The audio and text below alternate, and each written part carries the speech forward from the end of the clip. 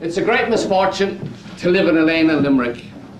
In the grand scheme of things, the lane is barely above the poorhouse. But if you live in a lane, you're poor. You live on bread and tea. You have a flat accent. You wipe your snotty nose on your sleeve. Your arse hangs out to the hole in your trousers. Your mother patches the hole. And she patches the patches. But there's nothing left of the original trousers. If you live long enough, you leave school at the age of 13 and get a job as a messenger boy. But your great dream is to get out of the lane altogether, and you might someday, because your mother has a cousin in a place called Brooklyn. Desperate suffering we had. Classic, I'd say. And we've tried to forget, haven't we? We've tried religion, education, immigration, assimilation, sophistication, masturbation, fornication. It all comes back to Limerick. On August the 19th, 1930, in the midst of the Great Depression, Angela McCourt gave birth to their first son, Francis McCourt, in Brooklyn, New York. The first of 7 children, Frank had brown eyes and black hair, with a sense of strange airs about him. A year later, his brother Malachi arrived, whom he would share his moments of games, stories, and adventures of childhood. They would eventually be joined by their twin brothers, Oliver and Eugene. How would I define Frank McCourt? And the few times I met him, I found him a very generous person and a very humorous person. So in terms of his personality, that's how I define him. Very well spoken man, very well educated man, and loved by all his students and faculty after a fashion.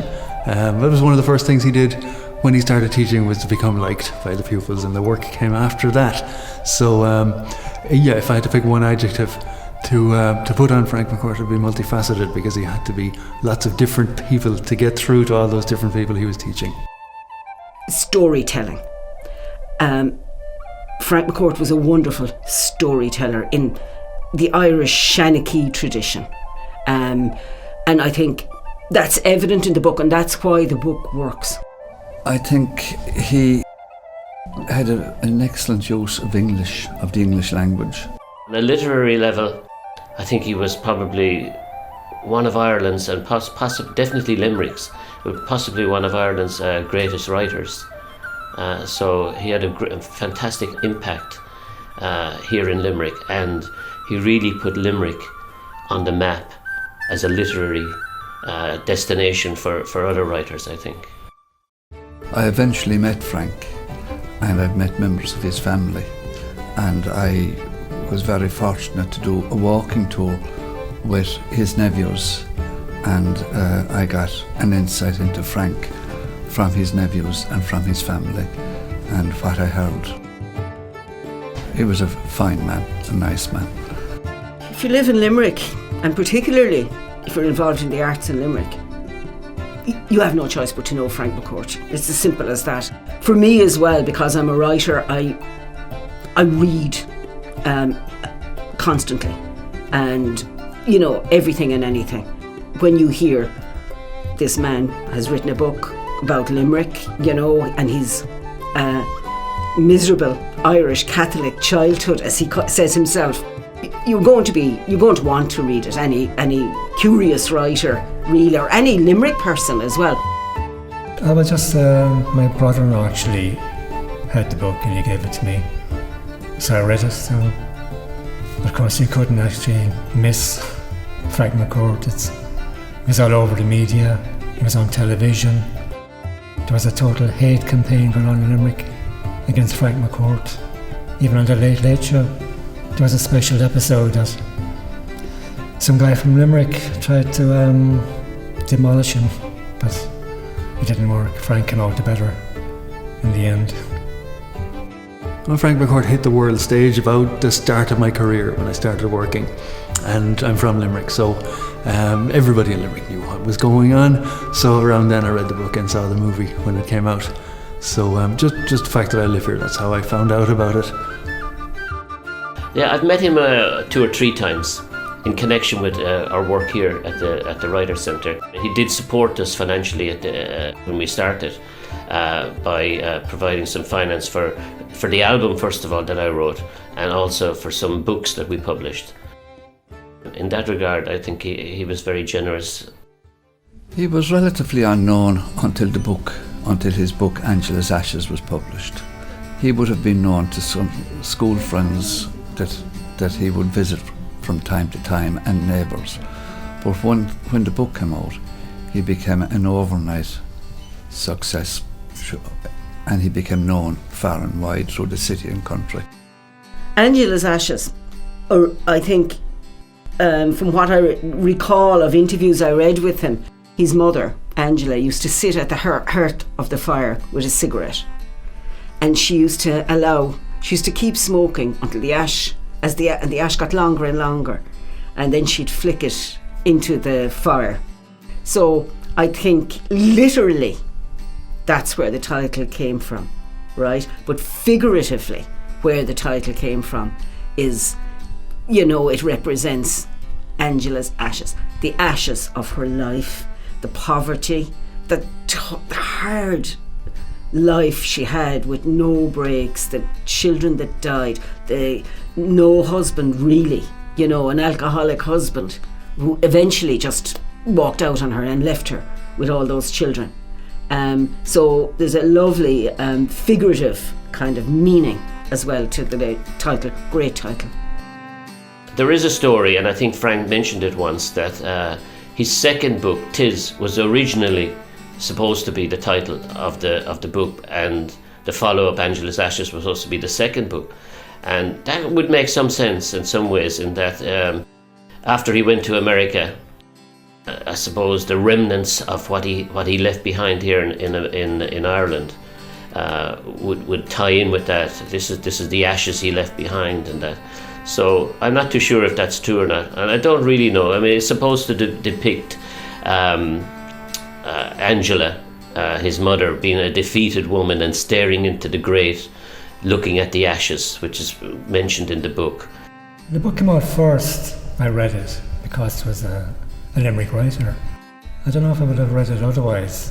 It's just, and I didn't really think too much about it until I started working here. Then I got a very big interest in it, and it's amazing that the book has reverberated so much across the world. You get people from everywhere, Australia, China, Japan even, that have read the book, and it just shows that it's a very universal story that's not just specific to Limerick. So in that way, it's not really how it affected me personally. I think it's just affected the entire world, As a result of the book, after I read it, I wrote an album of 11 songs based on the book, and the album was called Songs from the Ashes. Soon afterwards, a little sister called Margaret arrived. With curly black hair and blue eyes, she was loved by all in the family, but tragically passed away after a few short months. Malachy McCourt Sr. from Northern Ireland was known for his fondness for drinking. Many a week's wages would be spent at the bar, and his inability for maintaining employment meant, more often than not, Angela and her children had barely more than bread and tea at the table. In 1934, with the help of Angela's mother and extended family members and friends, the McCourt family left New York and arrived in Angela's hometown of Limerick, Ireland. Once there, her mother provided them with food and the rent of a furnished room on Windmill Street. There, all 6 family members would sleep in the same bed with only a few heavy coats to keep warm. Struggling to support her family, Angela would ask for charitable help in the form of food and clothing. Unfortunately, heartache hit Angela and the family with the death of Oliver. Attempting to make life easier, the McCourts moved to another rented room in a house on Hearthstone Street. Since it became Frank and Malachy's first place of education, it was conveniently close by. 6 months later, tragedy strikes with the death of young Eugene. Following this turn of events, the family move again to Roden Street, where, after a short time, a new brother for the McCourt children was born, baby Michael. Margaret died of bronchial pneumonia in the States. Oliver died of bronchial pneumonia here, but he was taken to the hospital. Eugene died in here of bronchial pneumonia. He was only, I think he wasn't even 2 yet. And the doctor said that it was pure ignorance. He shouldn't have died. None of the children should have died. To lose 3 children practically in successive years was too much. My mother went into depression, and my father took to the bottle. There's no doubt that they were in bad circumstances when they arrived in Limerick as a result of his father being an alcoholic.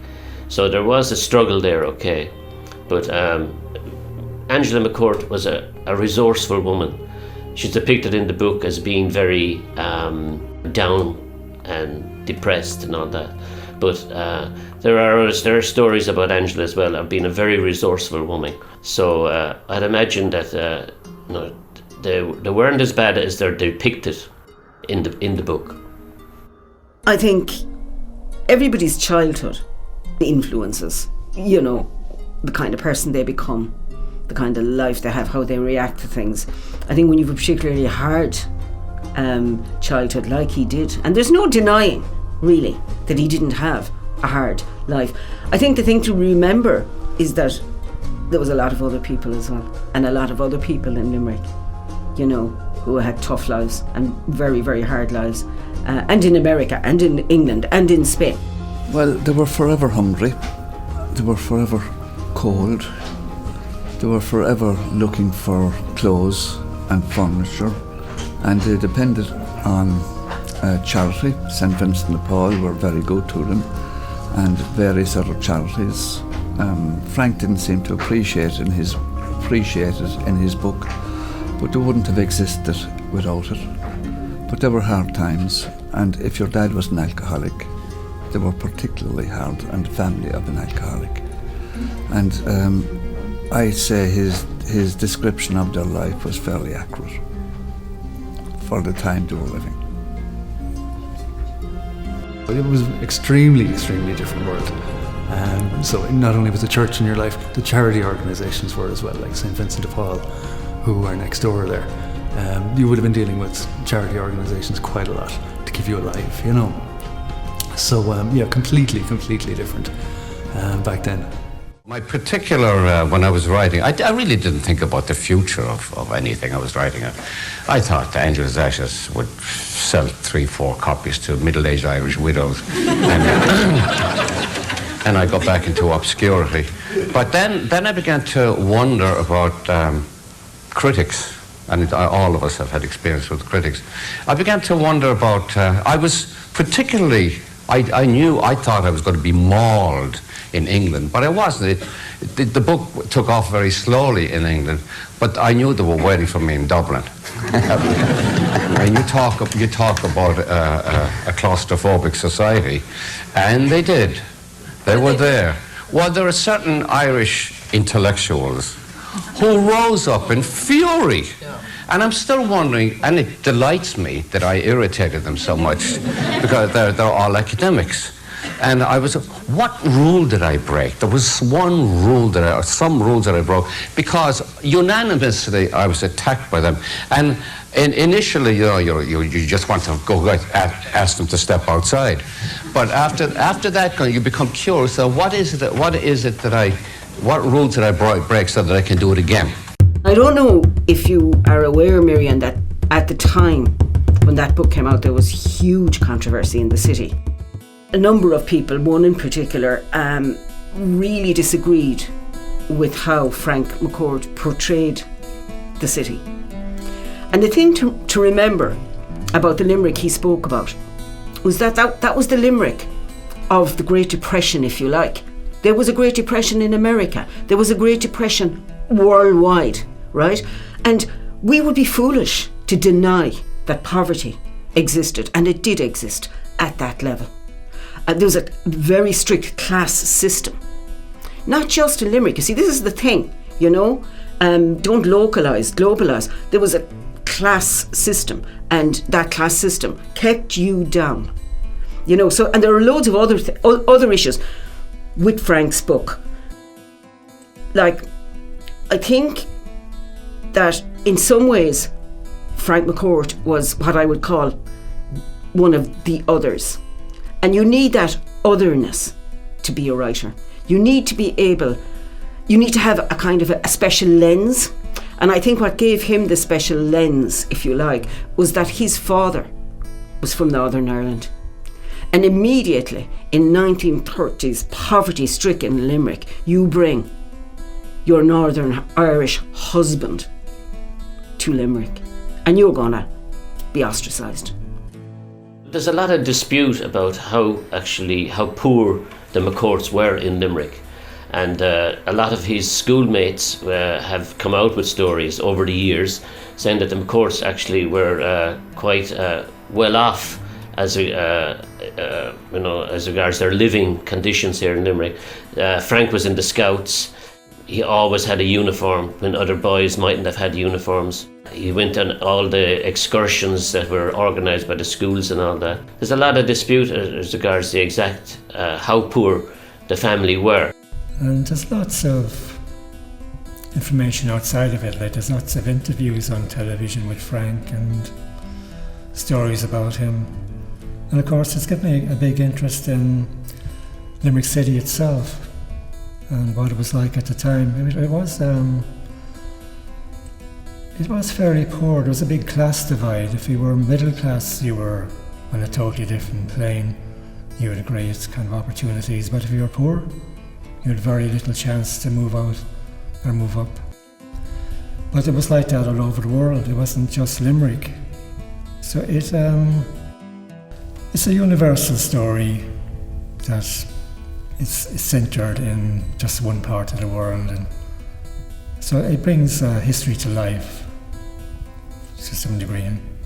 It's not an historically correct book of non-fiction. It's a memoir. I think when you invoke a child's voice, that makes it come from the heart, and it really embellishes the story, I think, and makes the story wonderful and almost, that lovely naivety, that children have, and even in the language they use and how they see the world. And I think Frank McCourt did a wonderful job with that. He really did. It was quite controversial. Some people thought the book was wonderful, and you had a minority who were very cross about the book.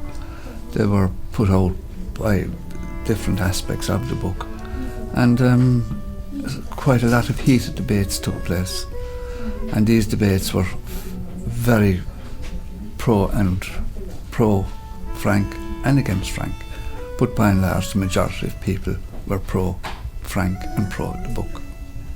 It's not unique in one aspect, in that Irish American literature often depicted the sort of the misery of Irish childhood. I think the unique thing possibly about Angela's Ashes is that it was the reverse of normal.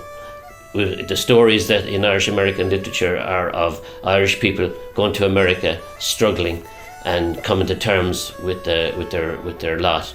Whereas Frank actually reversed it around, and they emigrated or migrated, say, from America to Ireland. So that was a unique difference for Frank's story, because there's lots of other Irish American authors who have written stories similar to Frank's. St. Joseph's Church on O'Connell Avenue in the city was the venue where Frank McCourt prepared for his first confession and first Holy Communion. As time progressed, Frank's father insisted on teaching Frank Latin and church procedures, in order to allow Frank to become an altar boy before the sacrament of confirmation. This was in vain, however, as the church sacristy refused to take the boy on. They were told by the priest that there was no room for Frank and were met with a closed door in the face. As part of a first job at Mr. Timoney's house, Frank's duties included reading him stories and also handing out newspapers. Not long after this period, Frank's mother Angela gives birth to another son, whom she calls Alphonsus Joseph. This brings a happy period to all in the McCourt household. Like many victims of a cold and wet climate at the time, Frank is struck down with an illness called typhus. After a very worrying period, even to a stage where Frank is close to his death, the illness is eventually controlled and Frank makes a recovery. Malachy Sr., struggling to gain permanent employment in Limerick, is forced to travel to England and seek work in order to provide for the family. Despite being somewhat successful in gaining work, Malachy Sr. was not forthcoming with sending money to Angela and the children. At the age of 13, and with just a month from finishing school, Angela goes with her son to get him a job. Having managed to secure a position as a telegraph boy, Frank was able to save some of his earnings each week, eventually affording passage to America later on. As Frank turns 16, his Uncle Pa invites him to take his first drink in South's Bar. Frank accepts and decides to take 2. One memory I have really of Angela's Ashes, the movie, right, was when they were filming the movie in the city. And one evening myself and my friend brought all our children in, and our children were really small at the time, to watch. And we went to the different locations and saw landmark places recreated as 1930s Limerick, and it was brilliant experience, like South's Pub. Limerick didn't have a lot of, well, we still don't, and hopefully that'll change, but we never saw camera crews in the city centre, and traffic stopped, and rain coming from machines and things like that. After school, all right, there was Frank, Malachy, and this is for an interview with Frank about 1999. And Frank, Malachy, his friend Billy Campbell, and somebody else he couldn't remember. And they were, well, World War II broke out, and their house was right next to what was then the front gate of the army barracks. And there was a lot of activity, and soldiers going up and down trucks, all this kind of thing. Well, the boys wanted to get into the barracks for a look. So they climbed the wall, which is no mean feat, because it's about 12 foot tall, and got into the shower room, and had never seen showers before. And went in and decided they'd take some showers. So they took their clothes off and started showering, and then an army guy came in and pointed a rifle at them and said, "What do you all do here?"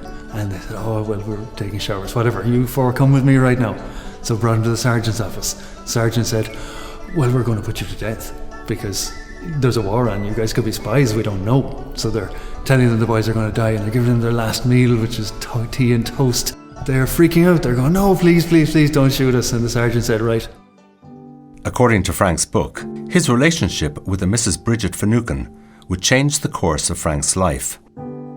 She used to pay Frank to write threatening letters. However, one day, when calling to her home, Frank discovered her dead of natural causes.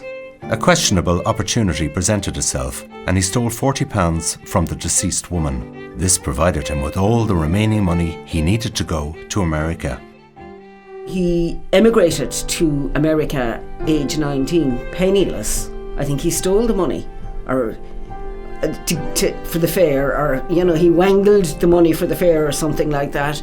And I think he worked at menial jobs when he got to New York, and went back to college, which is an amazing thing to do way back in the 40s and 50s.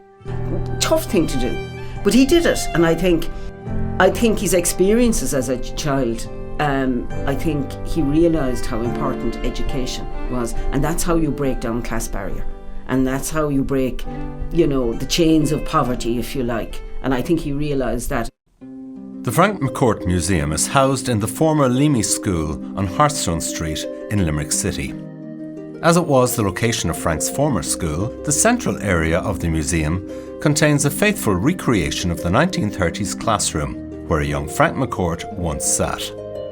In 2009, Limerick artist Una Heaton opened a large and brightly lit gallery on the site. Soon afterwards, she would commission a bust of the late Frank McCourt, while also undertaking the job of transforming this unique listed building into the Frank McCourt Museum.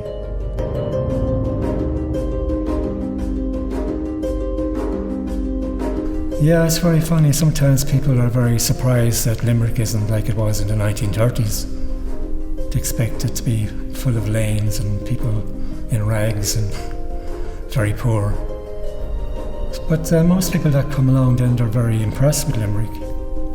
It's kind of, they find it very friendly, and they all love the museum. Some people actually come to Limerick just to see the museum. They wouldn't have come to Limerick otherwise.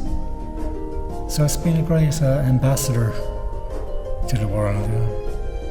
Throws them in. They come in here, they're on holiday, they're smiling. I try and sell them home smiling more. And regularly people tell me, I didn't know it was going to be this interesting. And that's just music to my ears. I love that, Well, possibly I keep tissues on me all the time because a member of the McCourt family might come in and they usually tend to burst into tears. Most of his family were here actually. All his brothers, his wife Ellen was here. Last year we had his grandchildren, grandnieces, his nephews. So I've met all of them. So they're all been really overcome with emotion when they came in, to actually be where Frank went to school.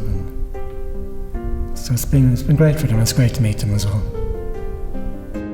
Well, the two members that are on Wikipedia, say, are Ellen McCourt and Malachi McCourt. They've both been here, but I've never been lucky enough to meet either of them. Who I did meet was Malachi's sons, Connor and Malachi III, and their kids. So Adriana, Gillian, Cassidy, and someone else. I can't remember their name right now, but those are the members of the family. I've met very, very nice people, all sophisticated New Yorkers.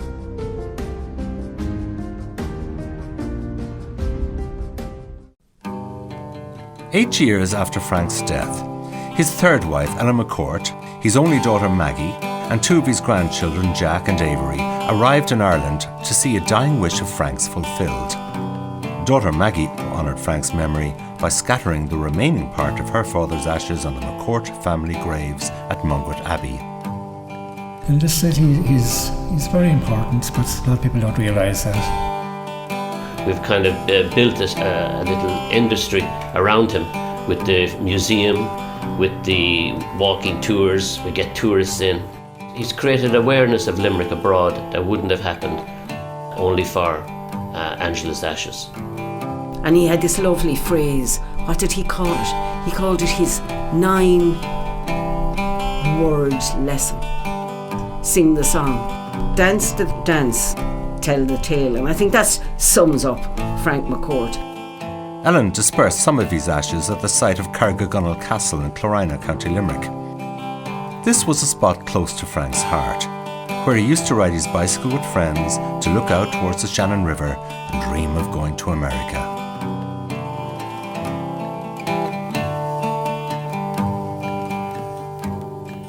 My name's Frank McCourt, I've a story to tell of the poor and the proud and the dying as well. In the city of Limerick, it's ruled by the bell of the Father's confraternity. The rain, it came down, we were wet to our toes. The steam kept us warm as it rose from our clothes, and the hymns they rang out till our voices were hoarse, only living